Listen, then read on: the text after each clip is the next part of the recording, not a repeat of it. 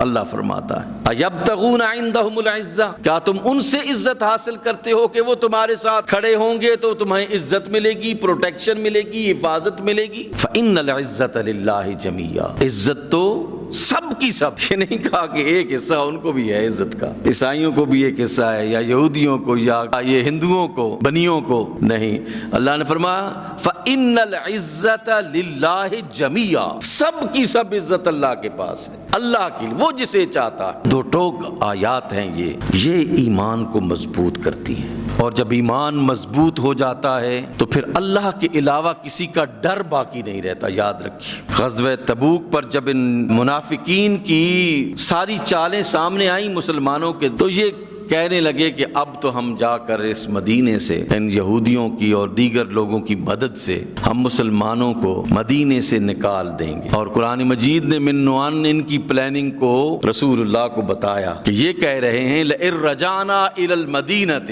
لیخرجن الاعز منها الاذل، جب ہم لوٹیں گے مدینے کی طرف، لئن رجعنا الی المدینۃ، جب ہم مدینے کی طرف لوٹیں گے، لیخرجن الاعز منها الاذل، جو زیادہ عزت والا ہے وہ کم عزت والے کو نکال دے گا مدینے سے، مطلب مسلمانوں کو ہم نکال دیں گے مدینے سے۔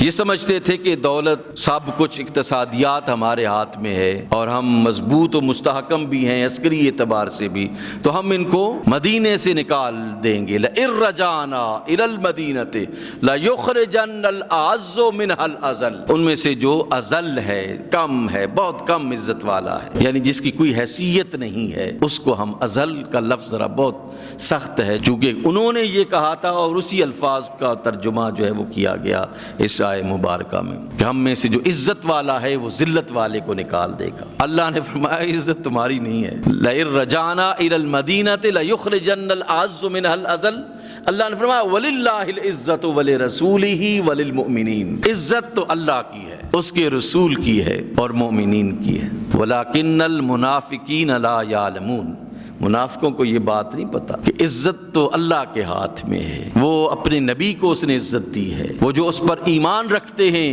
ان کو اللہ نے عزت دی ہے، تمہیں کوئی عزت حاصل نہیں ہے۔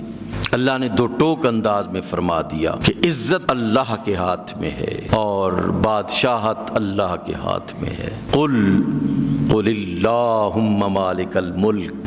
یعنی ملکوں کا بادشاہ تو اللہ ہے، تؤتی الملک من تشاء، وہ بادشاہت جسے چاہتا ہے عطا کرتا ہے، وتعز من تشاء وتذل من تشاء، جسے چاہتا ہے وہ عزت دیتا ہے، جسے چاہتا ہے وہ ذلیل کرتا ہے، اس کے ہاتھ میں خیر ہے، سب کچھ اس کے ہاتھ میں ہے۔ اس آیے مبارکہ کو ہمیں اپنی زندگی کا دستور بنانا چاہیے، ہر بندہ یہ آیے مبارکہ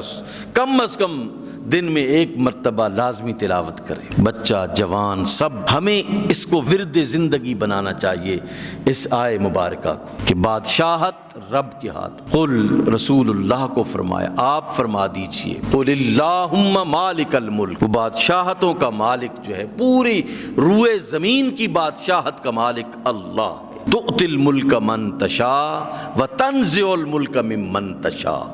کہ جسے چاہتا ہے وہ عزت دیتا ہے، ملک کی بادشاہت عطا کر کے، تؤتی الملک من تشاء، جسے چاہتا ہے وہ بادشاہت عطا کرتا ہے، وتنزع الملک ممن تشاء، اور جسے چاہتا ہے وہ چھین لیتا ہے اس سے زیادہ طاقتور اس دنیا میں کوئی نہیں، وہ تو طاقت کا خالق ہے، طاقت تو اس نے پیدا کی ہے۔ یہ دنیا کے طاقتوروں کی کیا حیثیت ہے بھائی، یہ تو کسی کی دی ہوئی طاقت کو انجوائے کر رہے ہیں نا، جو اصل طاقت کا خالق ہے وہ جسے چاہتا ہے عزت دیتا ہے، وہ جسے چاہتا ہے ذلت دیتا ہے، وتنزع الملک ممن تشاء، جسے چاہتا ہے وہ چھین لیتا۔ ہزار تدبیریں کر کے آپ دیکھ لیں، دنیا کے طاقتور لوگ جو ہیں وہ اپنے آپ کو طاقتور سمجھے، انا ربکم الاعلی کا دعویٰ کرنے والے پانی کی موجوں میں یوں غرق ہوئے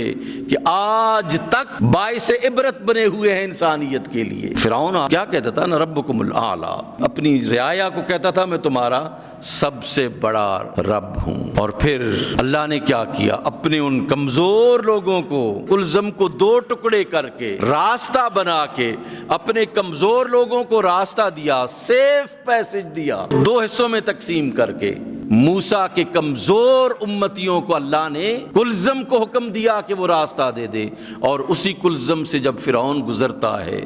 تو اس کی موجوں کے تپیڑے اس کو بمائے اس کی فوج کے غرق کر دیتے کہ وَتَنزِعُ الْمُلْكَ مِمَّن تَشَاءُ، چھین لیتا ہے وہ جس سے چاہتا ہے